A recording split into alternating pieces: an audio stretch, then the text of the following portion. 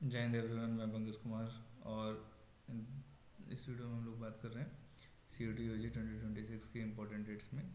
तो सी U T U जी की 2026 में की जो इम्पोर्टेंट डेट्स है वो कुछ ऐसे हैं। लास्ट डेट एप्लीकेशन फॉर्म का जो है वो 31 जनवरी है। करेक्शन जो होगा 2 से 4 के बीच में होगा, फरवरी के बीच में। और डेट ऑफ एग्जामिनेशन जो टेंटेटिव है, जो आगे शायद बदल जाए, बट डेट ऑफ एग्जामिनेशन 11 से 31 जनवरी 2026 के बीच में होगा।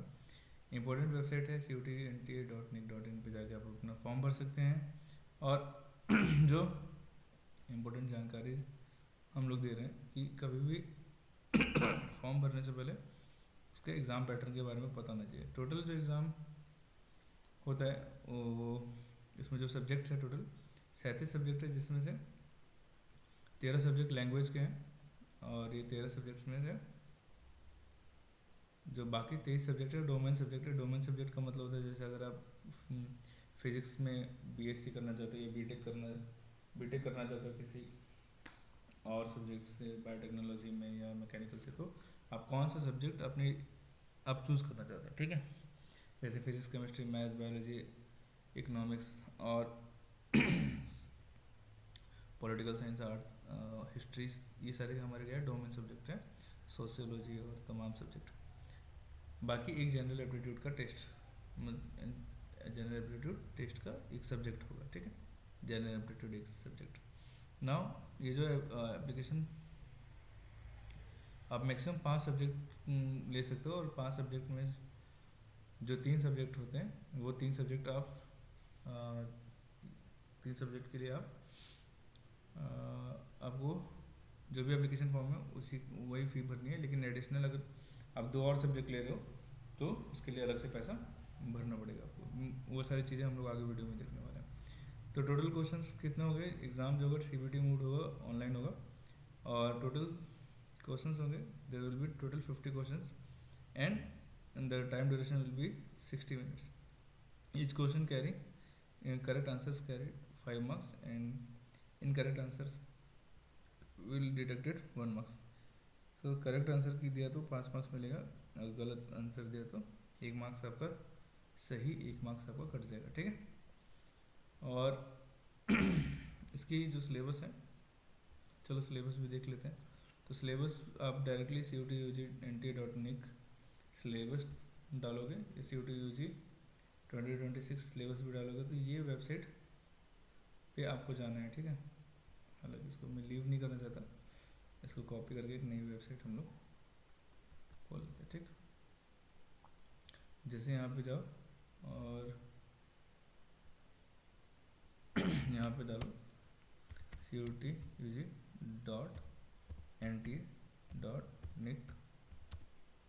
सिलेबस, ठीक है। तो यहाँ पे ये खुल जाएगा, इस पर क्लिक करना, जो पहली ऑफिशियल लिंक होगी वो खोलना। तो यहाँ पे देखो कोई भी सब्जेक्ट, ये सारे लैंग्वेज पेपर है, ठीक है, शुरू से लेकर 8 तक, उड़िया, पंजाबी, तमिल, तेलुगु, उर्दू। अब यहाँ से आपका डोमेन सब्जेक्ट है, जैसे अकाउंटेंसी है, एग्रीकल्चर है, एंथ्रोपोलॉजी है, बायोलॉजी, बायोसाइंस है, केमिस्ट्री। तो जैसे केमिस्ट्री का सिलेबस आपको देखना है तो केमिस्ट्री का क्लिक किया। केमिस्ट्री में मैक्सिमम वही सारे सिलेबस है जैसे जो आपके एनसीईआरटी में आपने पढ़े हैं, ठीक है। सॉल्यूशन है, इलेक्ट्रोकेमिस्ट्री है, केमिकल काइनेटिक्स है, डी एफ ब्लॉक है, कोऑर्डिनेशन कंपाउंड है, हेलो एल्केन, हेलोजेंस है, alcohol, phenol, ether, aldehyde, ketone, carboxylic acid, amines का, बायोमोलिकुल्स। तो सिर्फ 12th का सिलेबस हमने पूछा हुआ था। ये तो अच्छी बात है कि सिलेबस घटा है आपका, पहले ज़्यादा पूछा जाता था। मतलब कंपटीशन भी अब बढ़ जाएगा क्योंकि सबके लिए घटा है, सिर्फ आपके लिए नहीं घटा है। तो अच्छे से पढ़ना पड़ेगा आपको और भी ज़्यादा। तो ये बायोलॉजी का सिलेबस है, जैसे जेनेटिक्स है, एवोल्यूशन, रिप्रोडक्शन, ये सारा 12th का सिलेबस आपसे CUT-UG में पूछा जाएगा। नाउ ये ध्यान देना है कि जो मैक्सिमम बच्चों को 11th-12th में नहीं पढ़ना होता जनरल एप्टीट्यूड, वो उसका सिलेबस एक बार देखते हैं। तो जनरल एप्टीट्यूड में आपसे पूछता है क्या, जनरल नॉलेज पूछता है, करंट अफेयर पूछेगा। करंट अफेयर मतलब फरवरी जनवरी तक का आप देख लेना। मेंटल एबिलिटी पूछेगा, general mental ability, numerical ability पूछेगा, रीजनिंग पूछेगा, basic mathematical concept, quantitative arithmetic, algebra, geometry और मेजरिंग के लिए, लॉजिकल एनालिटिकल रीजनिंग पूछेगा, general science and environmental literacy पूछेगा। ठीक, ये सारा सब्जेक्ट और इसके सिलेबस के बारे में बात हो गई। अब हम लोग बात करते हैं किसके बारे में, एलिजिबिलिटी के बारे में। तो एलिजिबिलिटी की अगर आप बात करोगे तो एलिजिबिलिटी आपका कोई भी एज लिमिट यहाँ पे डिफाइन नहीं है, किसी भी एज का बच्चा फॉर्म भर सकता है, बस या तो 12th अपियरिंग हो या 12th पास आउट हो तो भर सकता है। 12th अपियरिंग मतलब इसका जो मई तक उसका जो रिजल्ट है एडमिशन तक आपका 12th का रिजल्ट आ जाना चाहिए, मतलब बैचलर्स में एडमिशन से पहले आपका या बैचलर्स में एडमिशन के दौरान जब आप एडमिशन लेने जा रहे हो तब आपके हाथ में 12th की डिग्री होनी चाहिए कम से कम। सिर्फ 12th वाले बच्चे ही नहीं बल्कि जो डिप्लोमा वाले बच्चे हैं या फिर जो जीएससी वाले बच्चे हैं, जो आईबी वाले बच्चे हैं, ये सारे फॉर्म भर सकते हैं, या जो नियोस वाले बच्चे हैं, एनआईओएस वाले जो बच्चे हैं वो सारे फॉर्म भर सकते हैं। तो डिप्लोमा जिन्होंने 3 साल का किया हुआ है किसी रिकॉग्नाइज एआईसीटी से या स्टेट बोर्ड से, तो वो सारे फॉर्म भर सकते हैं। अगर आप कहोगे कि किसी का कितना मार्क्स होना चाहिए किसी सब्जेक्ट में इस फॉर्म को भरने के लिए, तो उन्होंने साफ साफ कहा है कि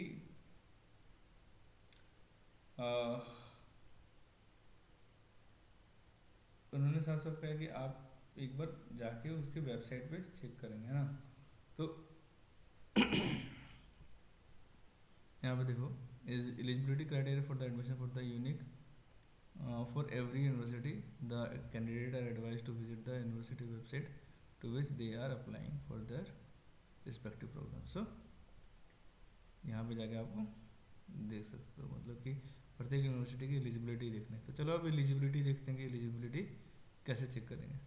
तो आप जाना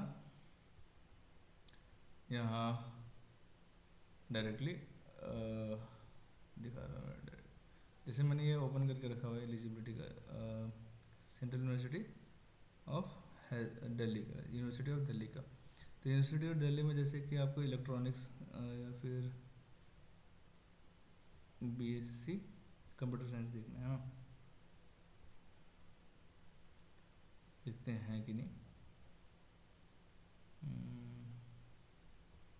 देखो ये तमाम जैसे फिलोसफी है, मीडिया मास कम्युनिकेशन, ये सारे सब्जेक्ट शायद आपको पता हो, और कहाँ से करना ये नहीं पता हो, तो ये सारी चीज़ें हैं। अपॉर्चुनिटीज़ आप देखो, इतने सारे प्रोग्राम्स हैं, anthropology, biological sciences, biomedical science जैसे ये भी कोर्स एक है। ठीक है, नीट के पीछे ही भाग रहे हैं पूरे लाखों बच्चे, फिर 4-5 साल देना, मतलब वर्थ इट हो सकता है अगर आपका डिज़ायर है कुछ वही बनना है तो कंप्यूटर साइंस का जो एलिजिबिलिटी है, देखो यहाँ पे उन्होंने कहा कि एक इनका डोमेन क्या क्या सब्जेक्ट होना चाहिए, लिस्ट से, लिस्ट ए और लिस्ट बी जो भी उन्होंने बनाई गई है अभी हम लोग देखेंगे, उससे आपके सब्जेक्ट होने चाहिए। जैसे लैंग्वेज का कोई एक सब्जेक्ट होना चाहिए, ये कॉम्बिनेशन आपका पेपर में होना चाहिए। ठीक है, कोई एक लैंग्वेज का सब्जेक्ट होना चाहिए, मैथमेटिक्स आपका होना चाहिए, और 2 सब्जेक्ट लिस्ट बी से होना चाहिए। ठीक है, या फिर 2 सब्जेक्ट लैंग्वेज के ले लो, एक सब्जेक्ट कोई लिस्ट बी मतलब डोमेन सब्जेक्ट से कोई एक ले लो। लिस्ट बी में कोई कुछ और नहीं, सिर्फ डोमेन सब्जेक्ट है, जैसे मैथ्स के साथ केमिस्ट्री ले लो या मैथ्स के साथ फिजिक्स ले लो, इस तरह से ले लो, है ना। जैसे 2 सब्जेक्ट आपने लैंग्वेज लिए, एक हिंदी लिया, एक इंग्लिश ले लिया, एक मैथ ले लिया, और एक फिर केमिस्ट्री ले लिया या फिजिक्स ले लिया। वैसे इलेक्ट्रॉनिक्स के लिए भी है ना, कि कॉम्बिनेशन जैसे फिजिक्स होना चाहिए, केमिस्ट्री सॉरी फिजिक्स होना चाहिए, मैथ होना चाहिए, कंप्यूटर साइंस होना चाहिए, या फिर इंफॉर्मेटिक प्रैक्टिस होना चाहिए। Merit will be based on the COT score obtained from the any above mentioned combination of the subject, candidate must appear in one language from list 1A। तो आपको एक language paper आपको लेना ही पड़ेगा। ठीक है, और इनका जो मेरिट बनेगा वो आपने COT में कितना मार्क्स लाए उसके बेसिस पे बनेगा। इन्होंने इस बार बेसिक कट ऑफ नहीं रखा कि आपका बैचलर्स में कितना परसेंटेज होना चाहिए, तो COT में जो मार्क्स आएगा उसके बेसिस पे वो फिर लेंगे, है ना। तो दूसरे अगर आप किसी और यूनिवर्सिटी की बात करनी है तो जाना आप COTNTA.nic.in पे, ये पार्टिसिपेटिंग यूनिवर्सिटी आप लिख देना, और आपको जो भी यूनिवर्सिटी आपको पता करना है, कंफर्म करना है, वो आप देख सकते हो। ठीक है, जैसे कि मैं एक देख रहा था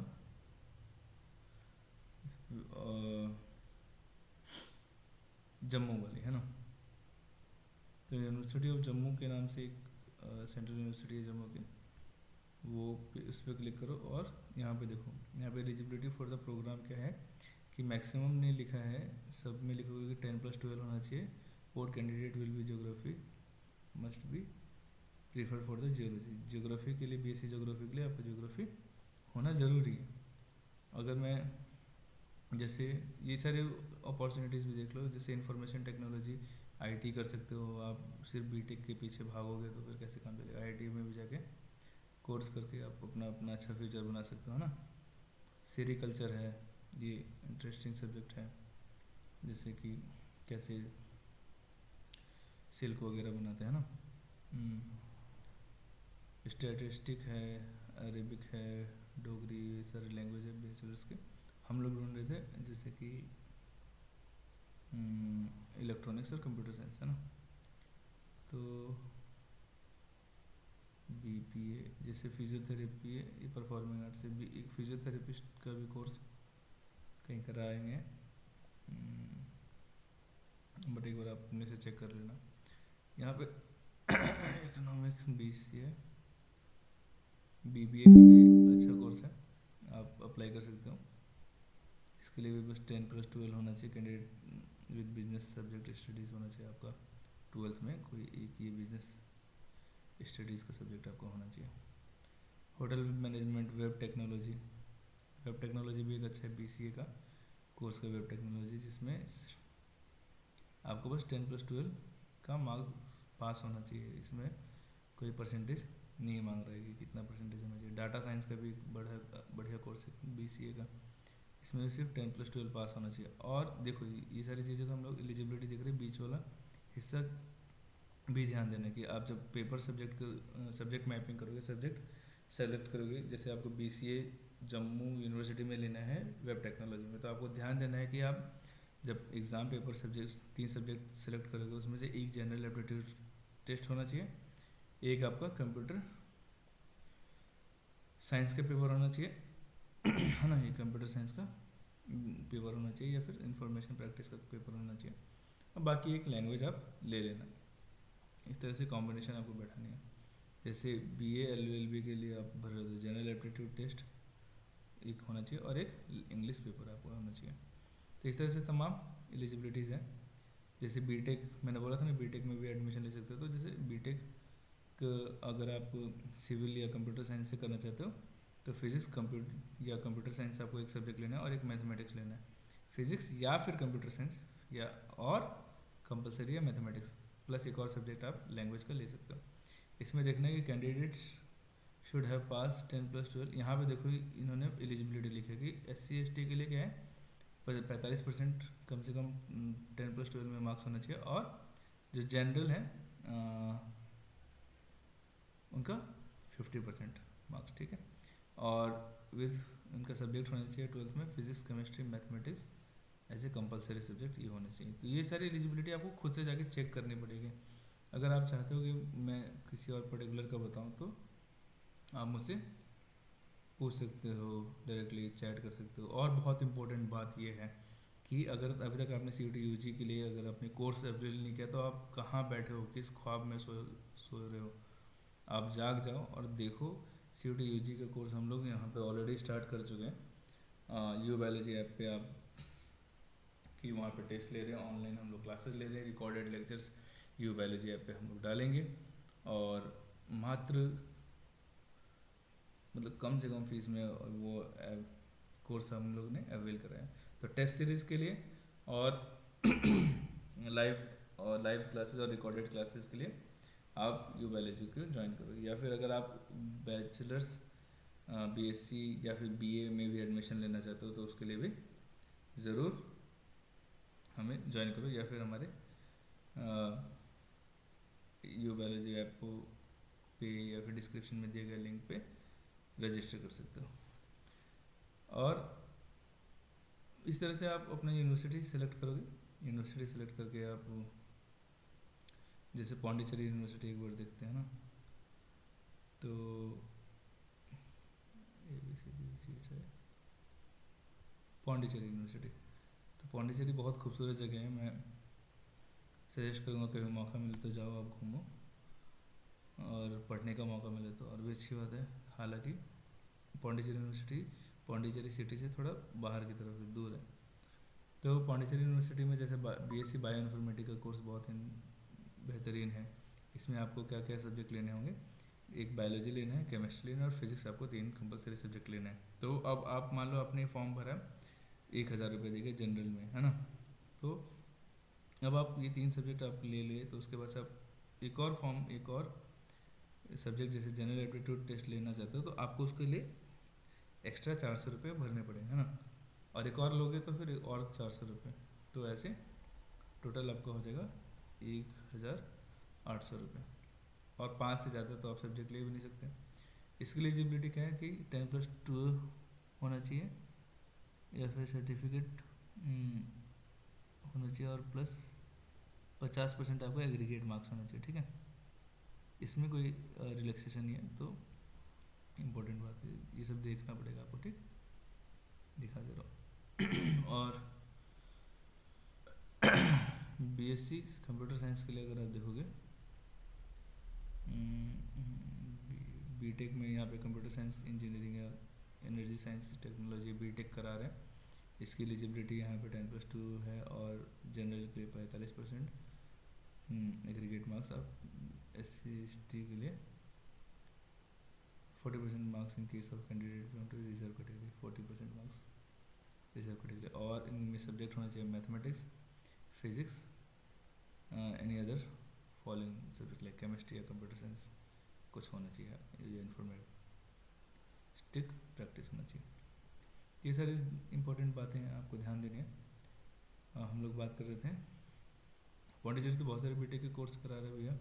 अच्छा, यहाँ पे एक और चीज़ आप देखो, बीटेक MBA, ये भी इंटीग्रेटेड कोर्स है। अब इंटीग्रेटेड कोर्स क्या होता है कि जैसे अगर आपने कोर्स में इसमें इनरोल कर लिया ना, तो आपका मास्टर्स भी हो जाएगा साथ साथ, ठीक है।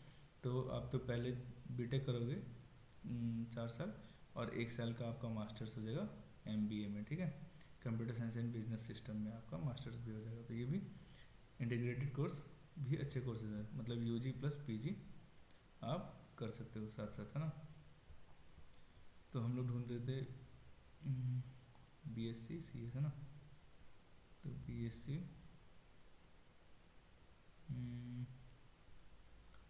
ऑनर्स BSc CS, ये देखो। तो इसमें क्या है, फिजिक्स और मैथमेटिक्स आपको लेना ही है।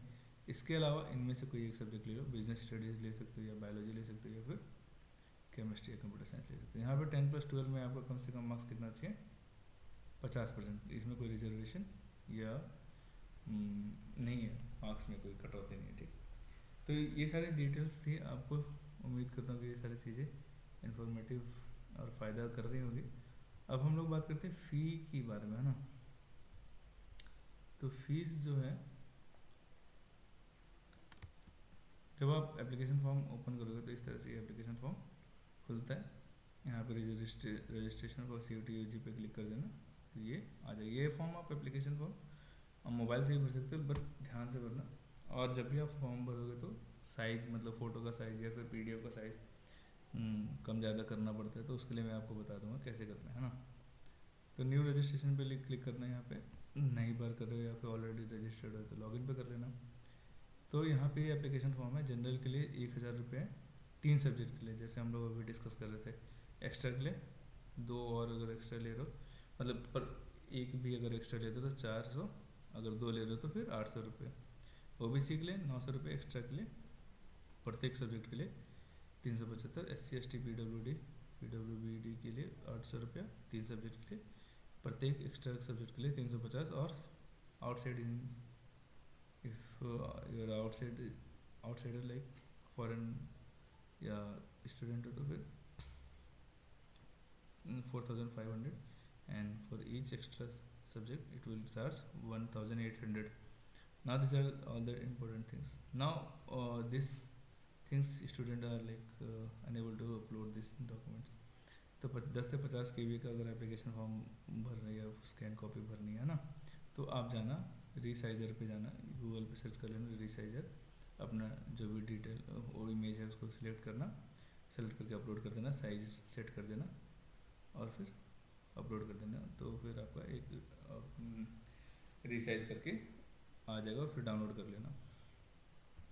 तो यहाँ तक बने रहने के लिए बहुत बहुत धन्यवाद। अगर किसी को कुछ डाउट है, कुछ पूछना है तो आप पूछ सकते हो। यहाँ पे चेक करना है, क्लिक टू प्रोसीड कर देना है तो फॉर्म आ जाएगा। ठीक।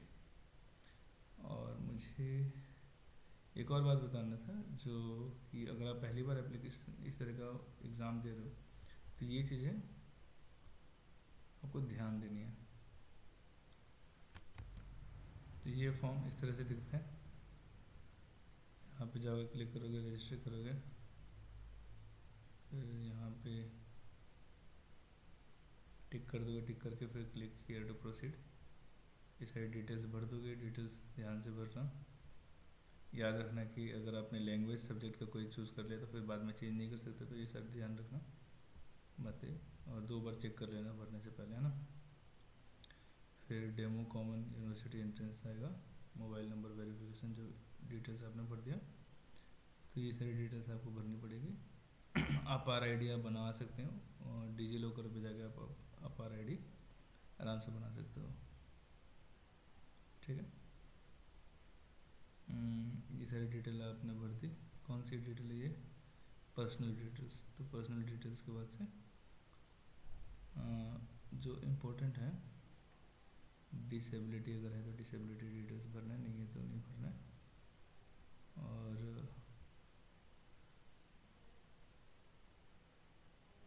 सो आइडेंटिटी टाइप, आधार नंबर, किस तरह का आइडेंटिटी है, गवर्नमेंट ऑफ इंडिया का है या कुछ और। अब यहाँ पे ध्यान देखना, ये सेलेक्ट एग्ज़ाम। एग्ज़ाम सेलेक्ट करने से पहले जैसे apply for the exam select test paper, तो टेस्ट पेपर जैसे कि जो आप प्रत्येक यूनिवर्सिटी, जो भी यूनिवर्सिटी में आप जाना चाहते हो उसका एलिजिबिलिटी चेक करके फिर एग्ज़ाम सेलेक्ट करके फिर उसमें क्वेश्चन पे मतलब सब्जेक्ट अपने हिसाब से चूज़ करना, जो भी यूनिवर्सिटी का एलिजिबिलिटी है। तो जैसे यहाँ पे लैंग्वेज पेपर है, ये सारे डोमेन पेपर है, जैसे संस्कृत है, सोशियोलॉजी है, फिजिकल एजुकेशन है, मैथमेटिक्स, ये सारे डोमेन पेपर है ना। और फिर अपने एग्ज़ाम सेंटर भर देना। यहाँ पे जनरल एप्टीट्यूड भी होगा, कहीं देखना पड़ेगा जी। तो जनरल एप्टीट्यूड का भी टेस्ट होगा, ये रहा। तो अगर मांगा है एलिजिबिलिटी में तो आप यूनिवर्सिटी के हिसाब से देख के भर देना, या अपने इंटरेस्ट ऑफ कोर्स के हिसाब से भर देना। बाकी सारी चीज़ें बहुत मुश्किल नहीं है, आप आराम से कर लोगे। तो जब आप पहली बार अगर आप एग्ज़ाम दे रहे हो ना, तो ये ध्यान देना, जैसे एप्लीकेशन पेज पे अगर लॉगिन करने के लिए जब आप एग्ज़ाम सेंटर में जब बैठोगे तो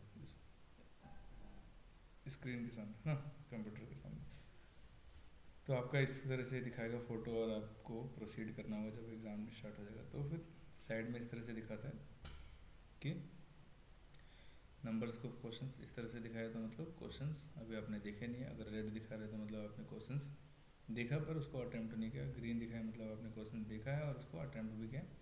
पर्पल दिखा रहा है, इसमें कोई ग्रीन मार्क नहीं है, तो इसका मतलब आपने क्वेश्चंस रिव्यू के लिए डाल दिया, आपने देख के कि बाद में आप सॉल्व करोगे। और इस तरह क्वेश्चन दिखाया तो आपने मतलब क्वेश्चन देखा है और आंसर भी लगा दिया, उसके बाद भी आप बाद में रिव्यू करना चाहते हो। यहाँ तक बने रहने के लिए बहुत बहुत धन्यवाद। हमारे चैनल को सब्सक्राइब करें, और जो अगर आप CUT की तैयारी करना चाहते हो तो जुड़े हमारे यू बायोलॉजी ऐप से। ठीक है, थैंक्स। फिर मिलेंगे नए वीडियो से। जय हिंद।